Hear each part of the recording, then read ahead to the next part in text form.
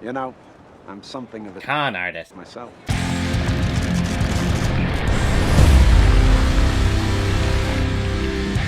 Live and Die in LA, released in 1985, and is directed by William Friedkin, who has directed such films like Good Times, The Boys in the Band, The French Connection, Bug, and The Exorcist. Needless to say, this guy has directed some pretty iconic films in his life. And this film is starring William Peterson, Willem Dafoe, John Pankow, Deborah Fuhr, and John Turturro. And the reason why we're talking about To Live and Die in LA is because it was a PayPal recommendation and donation from one of my subscribers who's sent in so many different recommendations over the last several months. Autumn Blood, you recommended this movie. Thank you so much. I've never even heard of this film.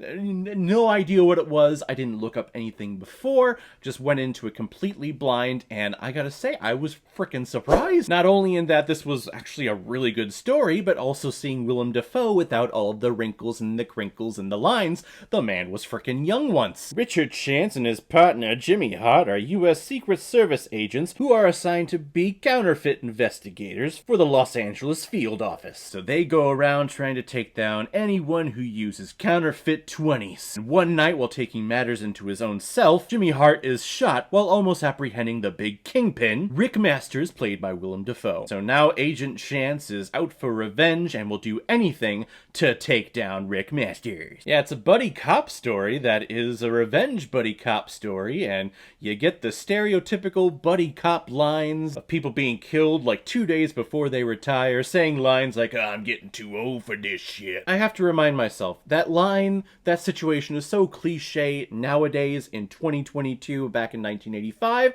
not so cliche, and it wasn't done to death. But this turned out to be one pretty thrilling revenge cop movie. William Peterson, who I really know from CSI, whichever one, might have been the original. I don't know. They all blend together to me. But I know him as the lead investigator from that film, so it's nice to actually go back and see where his career kind of got started, and to see him basically in the same role, just without the science. And he does a great job of playing this cop who's at the end of his rope, who is not thinking straight, and is really just out to get this guy no matter what. He will do anything to bring down this person, no matter how many laws that he breaks on the other end of the spectrum.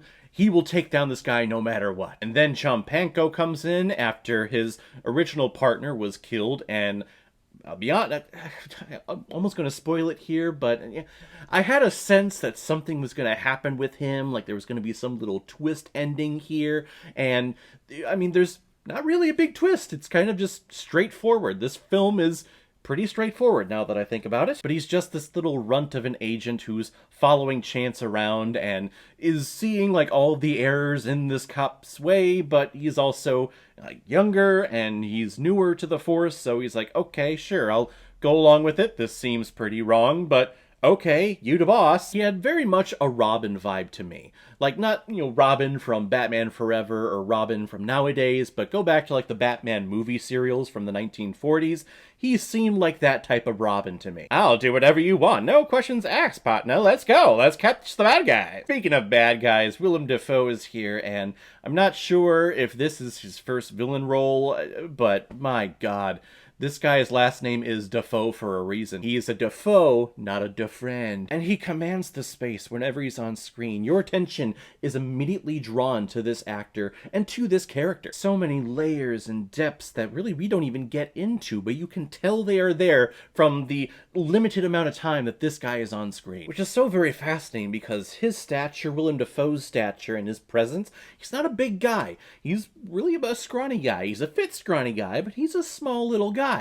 But you just see how he carries himself on stage, on screen, everywhere he goes, and he's 8 feet tall. He just commands everything. And he only went on to do amazing villain roles after this one. This tremendous actor, and I think this is right around the time where he really started getting known and getting the spotlight in mainstay Hollywood, so thankfully it happened because he is tremendous here. And the nice thing about these 80s action cop noir films is that a lot of the stuff is practical. A lot of the stunts that you see, a lot of the fighting that you see is practical.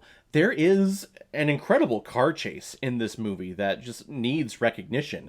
It's very impressive. They're careening and driving and maneuvering their ways through all these back alleyways with trucks and shipment trunks swerving and sweeping out. And then they get on the wrong side of the interstate, the wrong side of the highway, and big semi-trucks are doing crazy-ass stunts and turning and twisting.